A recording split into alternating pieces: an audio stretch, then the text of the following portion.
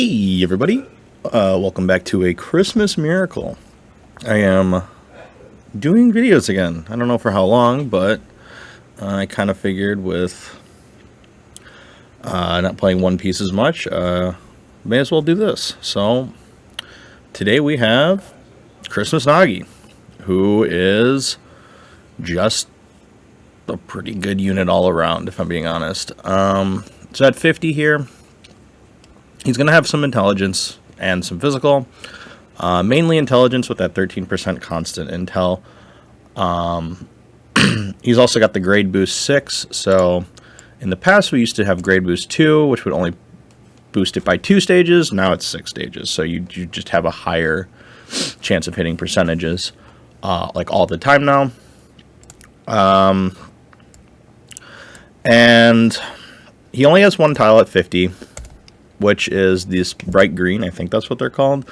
They give 6% stats and can recover condition and then give boost points for striker EX, which it's all right.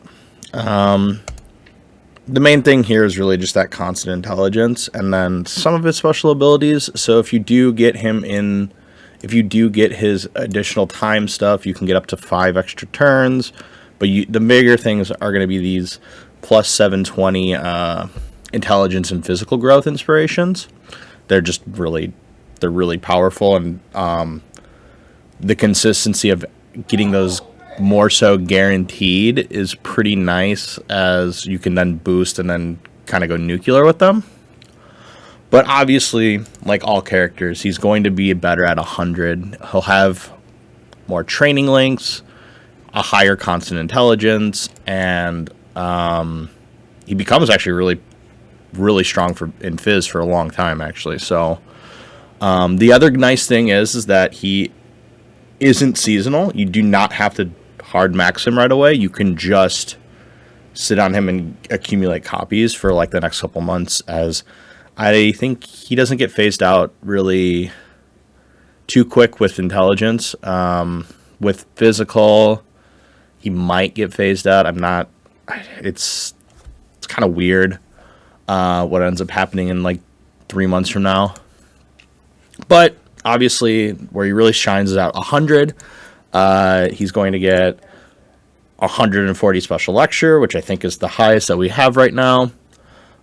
His constant intel goes up to 25%. And then the other big thing here is that on the mental imagery training tile, you get an intelligence boost of 60%. These are pretty widespread throughout a lot of the characters now at 100.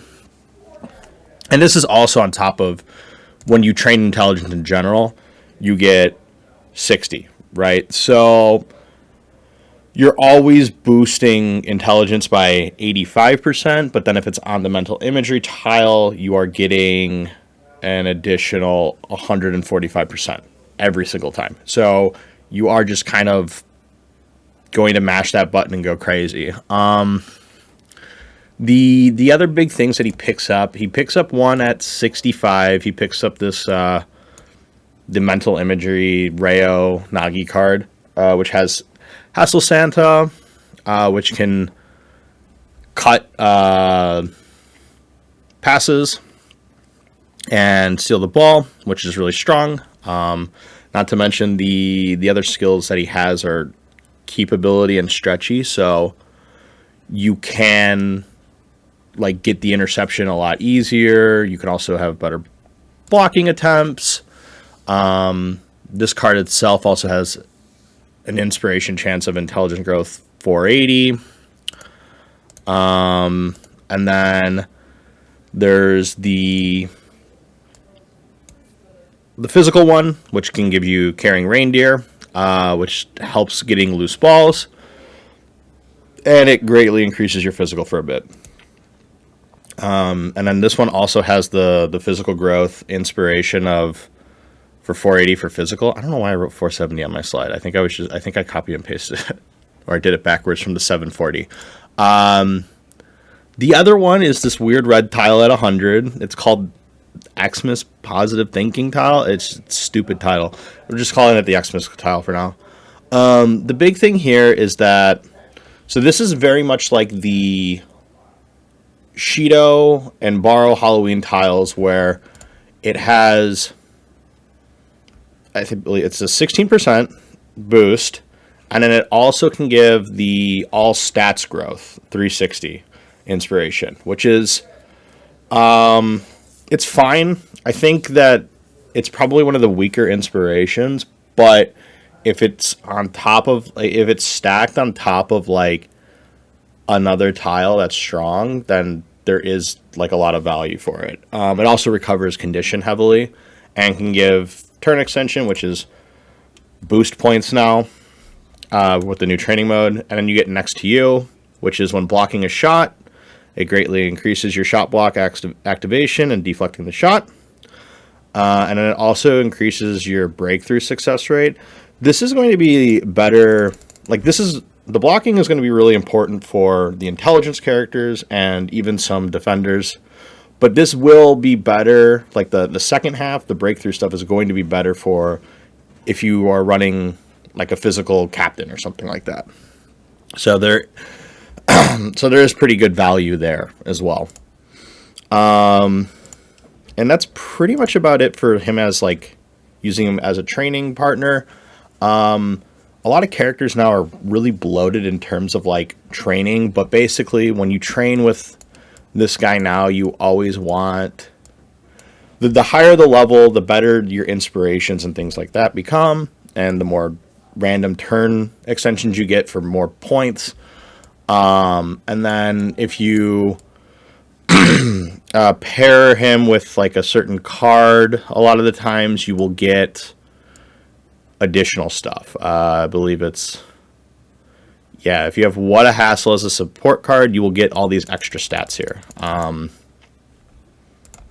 Which is, it's fine. I think like the kick is kind of important here for the growth. And I'll explain it a bit more when I do this here as a player. But yeah, you can train him pre 100, but basically nowadays you want to train everybody at 65, as that gives you 2 red gear slots and one of the motif player red gears. So those are going to be probably the most important stuff. I don't have 2 of these characters, so I'm not going to really speak on the Wolf Borrow and the Festival of Bachira for like in terms of the match skills, but this Nagi is pretty much vital for the U20 comp right now. So he gets a lot of breakthrough boosts and breakthrough stopping benefits, right? So he gives Defiant Stance to IQ, which will make it so that the enemy doesn't break through as much and their shot success rate is lower. No, it's great. You get extra breakthrough, but while stopping theirs. So that's like the big thing. You also get this one with Hiyori. Activates when they score a goal. So if they have kickoff, they score a goal. You get a bunch of speed and breakthrough success, as well as your own chance to make a cross. And then with Sendo, you get extra shot range, shot execution rate for a set time, and you boost your stamina, which is whatever, it's fine. Those are all really strong. That's kind of the main things. I think with Borrow, he also gets some more, like, I believe they also share a breakthrough rate one, kind of like the one with Hiyori. But the actual like better things that he's gonna come with as a player is his gold skill, Huge Opportunity, which will greatly increase shot block activation rate and chance to actually deflect. And then for a short time, if a loose ball appears, you have a better chance of getting it, and this activates twice. So this can be really big in just swinging games and causing possible stalemates. Like, we might get back into a stalemate meta. And then his rainbow skill, which is kind of, it's just okay. It boosts his breakthrough, but it's kind of tough because you're not really going to build him for like technical or anything like that. So it'll help, but I don't think it's going to be the make or break on him actually getting through stuff. It increases your cross execution rate, and then it increases your intelligence for until the end of the match, which is like fine.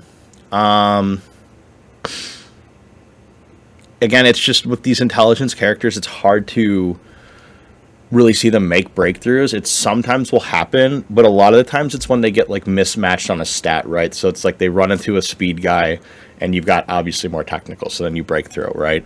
That's kind of where it is. But he is basically the definitive U20 intelligence player for, I think, basically until we move away from these characters, he is like the definitive intelligence unit.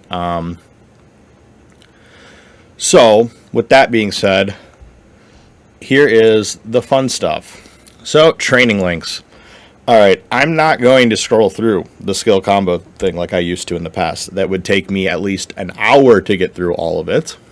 But, what I can do is kind of show you all this stuff here for reference. You'll see that I've abbreviated a bit. MI is mental imagery.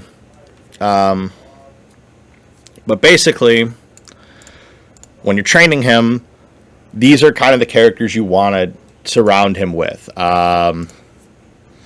in terms of intelligence. And also, like, if you are training other people in intelligence, you're going to want to pair him with Hiyori, with Aiku, with or Hiyori V1, right? With Aiku, with I think Kiora, and then the Bachira and the Asagi. Like, those are like your kind of main five that you want to keep with him, because that's how you'll get the most intelligence up with him. And then you have constant intelligence 90 with one of the Isagi cards. You have the constant intelligence 150 with What a Hassle. Some of these cards are not going to be really accessible. One of them is the Halloween card from this year. So if you don't have that maxed, then obviously it's better to try and use something you do, but this is where kind of like all of your stuff comes through. The sidekick card having constant intel 90 with the Nagi is really strong, of course, but I don't have that at, I have it at 50, so that's why the old shitty cards here. But like, this is kind of like what my comp looks like, and as you can see, it's like very unoptimal, right? Or inoptimal, right? So like, but a good thing to do when referencing this stuff is going into here and doing effect totals and comparing how much of this stat you're getting and this stat you're getting. Those are the biggest things that you want to check through, because then you can compare and swap through characters and kind of figure out who's going to fit the best. Obviously, like, your characters at 100 are going to have higher links and such, but as you can see, there's a lot of ground to like pick up, right? Like, he's got 4 different intel ups with the mental imagery 60%, right?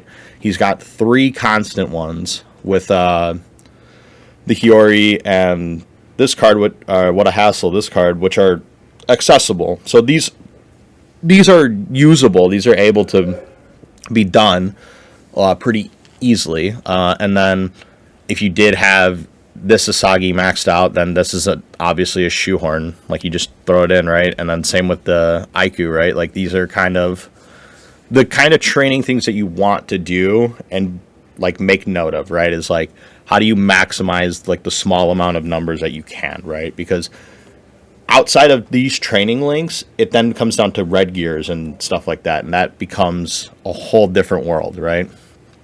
And obviously I was talking about how he's really strong for physical. Well, I will show you, as somebody who has pretty much the most up-to-date physical stuff for the most part. There's only one card I'm really missing at 100 here.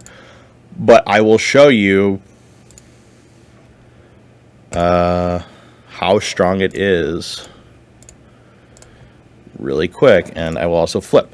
So obviously he's going to have a lot less support here, right? And there's one more adjustment I can make here to make it way more optimal, but for the sake of what my comp currently is, this is as good as it's getting, right? I would change out Blake for Shido, but I wasn't playing when he was out, and I don't even think it's worth it because that character dies really quick. But basically, as you can see, you get the 150 constant fizz, right? You get the 60. You get two 60s. So,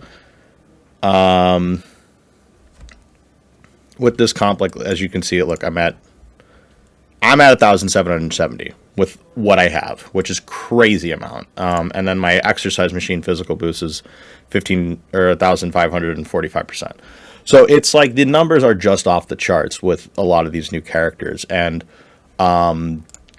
the stark difference between like your Raichi here compared to the physical like constant ups that these newer characters have is great for training. Like these links are all phenomenal, and these cards are pretty, like this card and this card are pretty locked in for a bit as well. So that's why these numbers are just, they're just crazy, right? Like there's so much physical up here. There's so much constant fizz.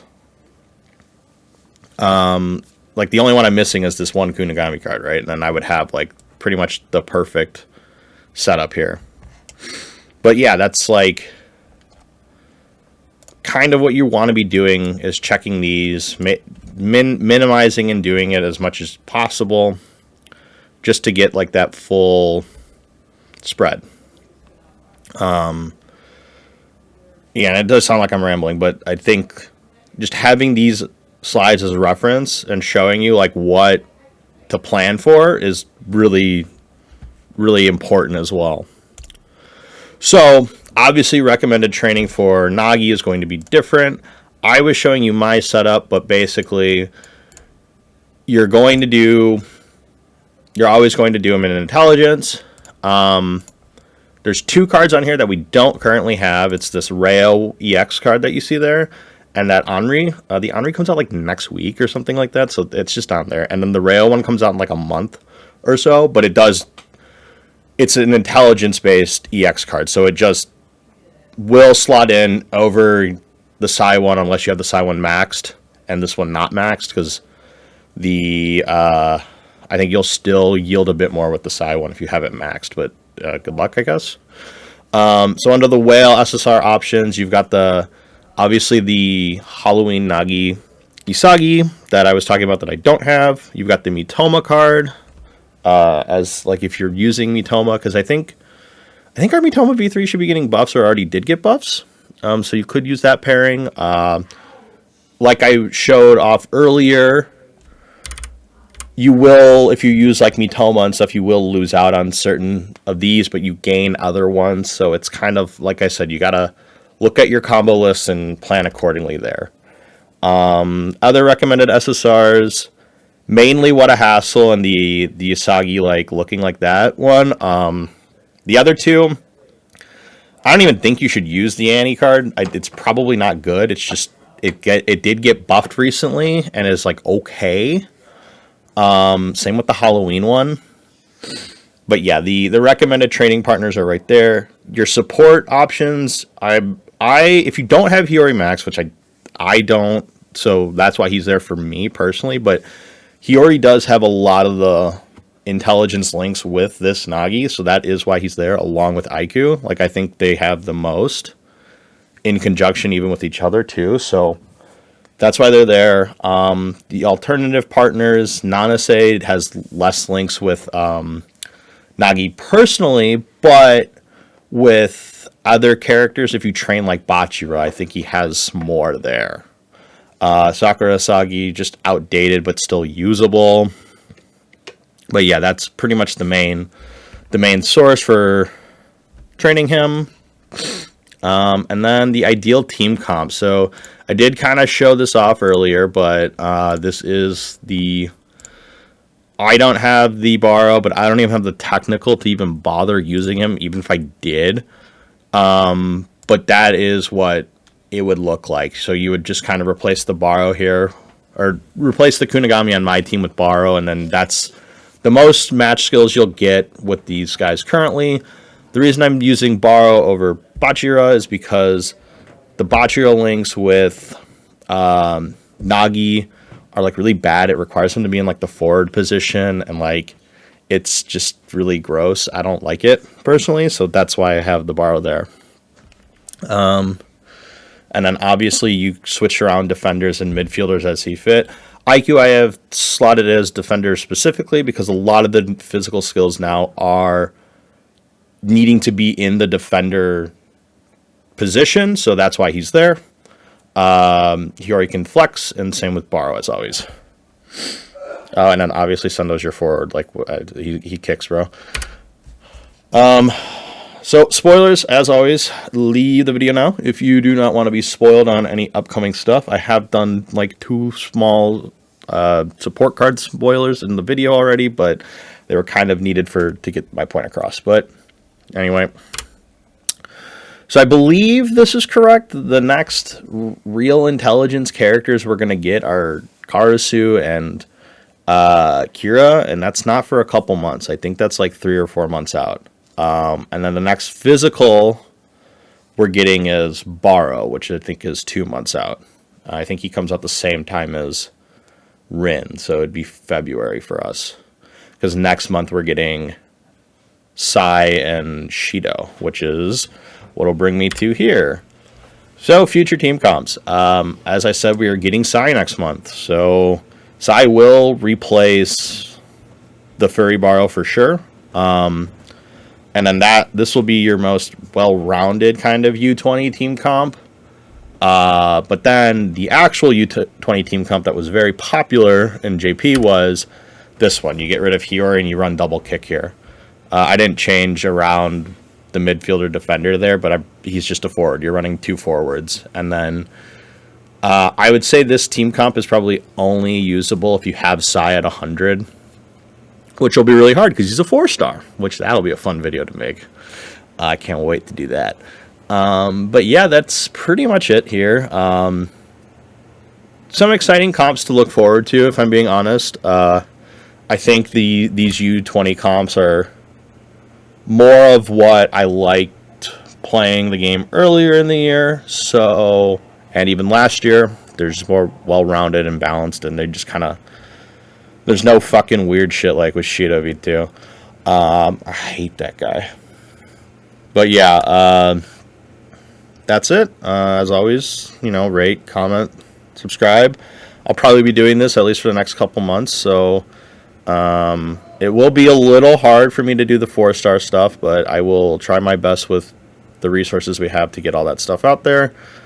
And yeah, see you guys around.